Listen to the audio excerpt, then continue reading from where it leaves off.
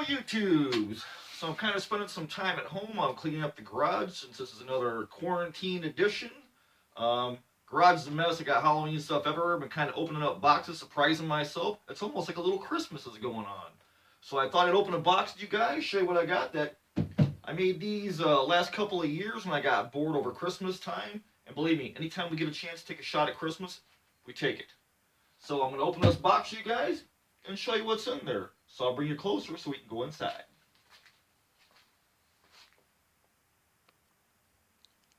Alrighty. What do you guys think it is? Is it severed heads? Is it pirate's gold? Is it 70s porn?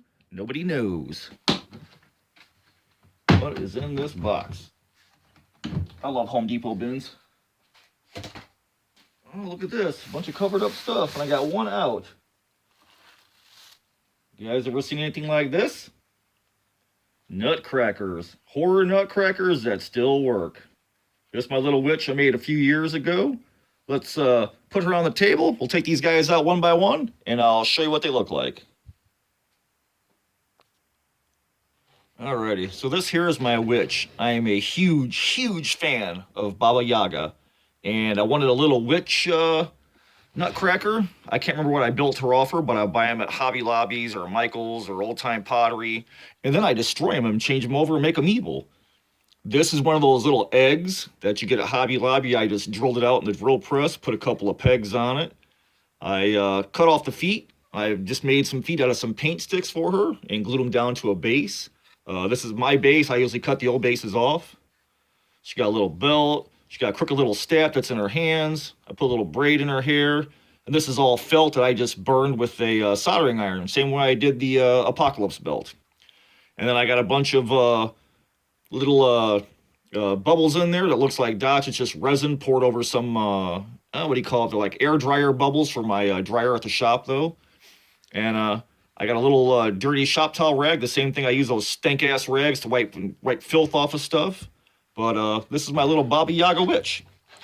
I think she was the last one I made, and usually when I make them, I write the date back here. So I know I made this last year in 19. I haven't made any this year. But I like to put these out. I think these are cool. She's got 3 little teethuses in there.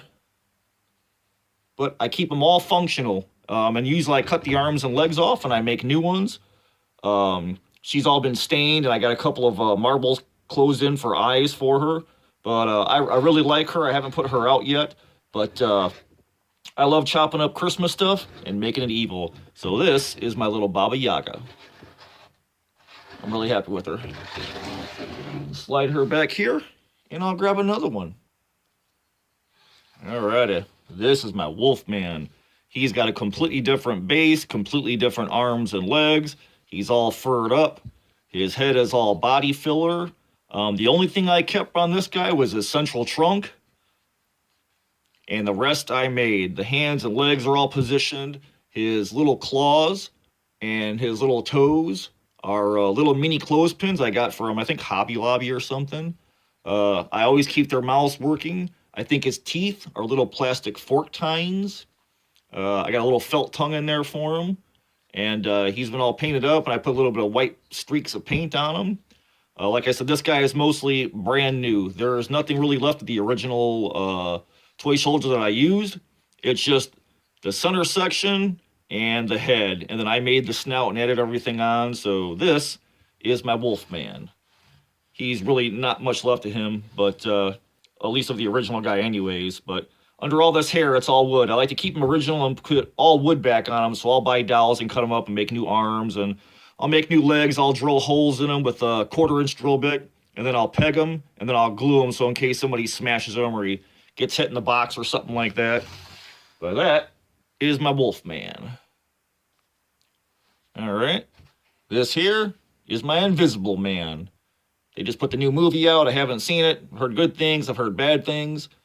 This guy has actually got a hollow head. I went ahead and blew up a little balloon, and I used, I think, fiberglass resin and wood glue to make the head and wrap bandages around. And then I popped the balloon, and I carved out his eye holes, and I just put extra little strands around him. All his little gloves are felt. His tie and all his things are foam from, I think I bought a sheet of foam from Michael's, or I think it was probably Hobby Lobby. His jacket is felt. His little tube of invisible goo is looks like it's all dried up. I need to add something in there.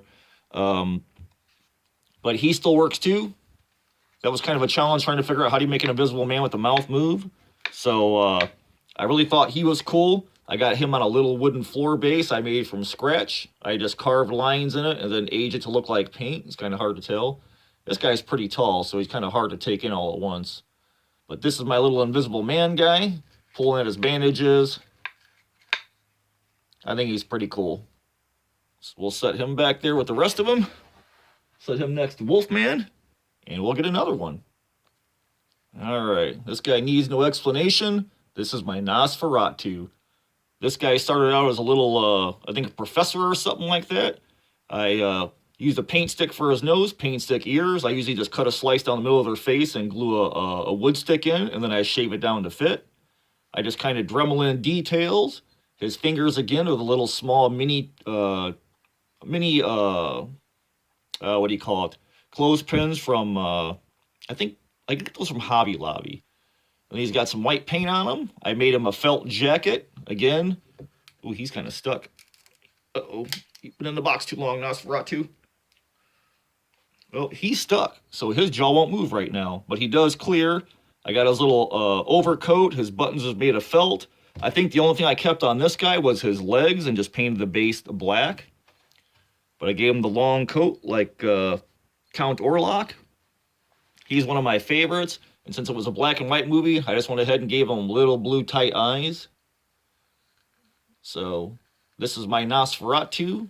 I really wish I could get him to pop open, man. I think I'm going to end up breaking something. I've been in the box too damn long. All right, I'm going to mess with him later before I do break him. Then I'm screwed. I have to go back and fix him. But this is my little Nosferatu. I think he's pretty creepy. Come on, Nosferatu. We got to get you fixed up. All right, I had to move the camera back for this big guy. This is my Frankenstein. This was one of them big, huge toy soldiers. I chopped him up. I stretched his legs. He's got a little felt flower in his hand, like the little girl gave him, and he threw her in the lake and drowned. He's got some paint stick teeth. I got a bunch of little Hobby Lobby chains and some of those little locks. You can buy a package of them from like Tim Holtz or whatever. So I got him some little padlocks and stuff. His buttons on his coat are just decorative thumbtacks. I put a couple of bolts in each ear on either side. I just drilled in and glued them in. I Dremeled his face to get the details in. I hacked open his head, and these are just pieces of baling wire glued in sideways. Gave him kind of a gnarly head. I got him on a big old base. Again, I made it stone and brick looking. Let's see if his face is open or if he's stuck open. Oh, no, he still works. Okay, cool. I got to work on that Nosferatu.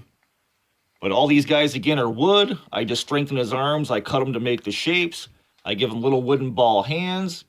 And he's the big boy. I was pretty happy with him. I think this is the second one I did, I think. But like I said, when I saw this big guy and I saw the big toy soldier, I was like, man, he has got to be Frankenstein. We are going to build us a Frankenstein because he's way bigger than everybody else. So let me see who's next in the box. All right, you guys ready for the Cannibal Headhunter? He's another one I really liked doing. He was fun. I carved him a little shrunken head to put in his hand. I got it glued in with a peg, and then I put a little bit of hair on top. His teeth are paint sticks, pretty gnarly. I just made up a little paint scheme. I gave him a top knot, a little feather, and some beads. His tunic is actually the brim of a Santa hat that had leopard print on it, and I thought that'd be pretty cool on him. He's got a little spear in his hand, and I got a little hole drilled in the bottom that the spear sits in. I got a little bone through his nose.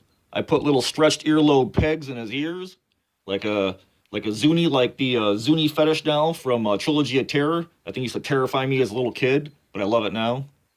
I got his knees painted up. I got little paint stick feet on him again, where I just glue down to the base, painted it sort of a sandy color.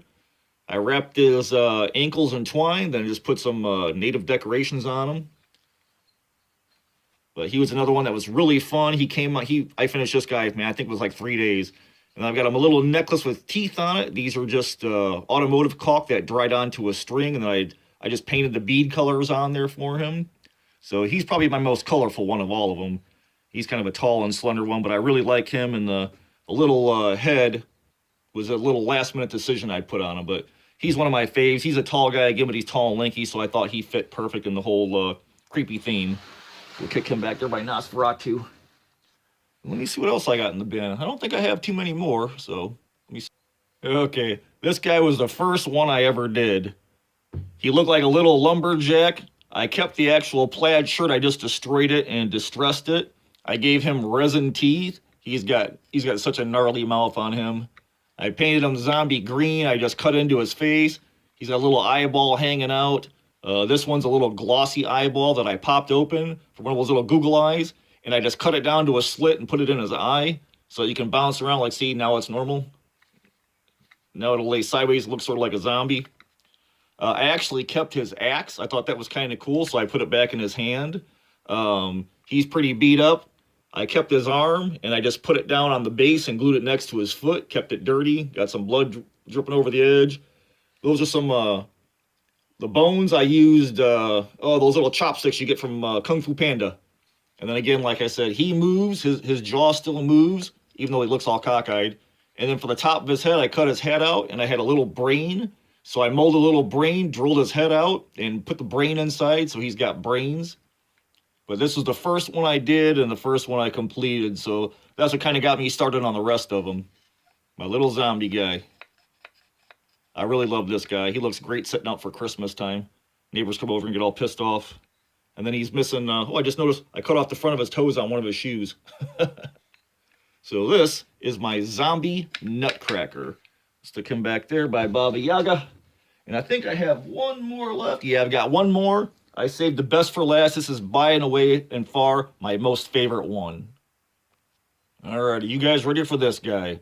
My favorite. That's right, baby. The Gill Man. I love me some creature from the Black Lagoon. This guy was a freaking bitch to build. I carved his head out. That's all Dremel work, and I use a little tool engraver that you put your names on tools to get those little fine details. He's got tiny little toothpick teeth, even though the original creature didn't really have teeth. I wanted to make this guy look menacing, so I put teeth in. Again, I made his arms, I made his hands, I glossed him when I was done. I made his little flipper feet and hands. That's just a little paint stick, and then I glued sheets of Hobby Lobby foam to him, and I wrapped each individual leg, each individual piece, split it, heat gunned it, glued it, and then I put a couple of washes on this guy, but he was by far the longest time it took me to make any of them. I made his little base. It looks like gray sand. I just kind of drug a tool through the paint. I used a lighter green on the base, and I put felt on all of them so they won't slide around or they won't scuff up a table if they're sitting on there.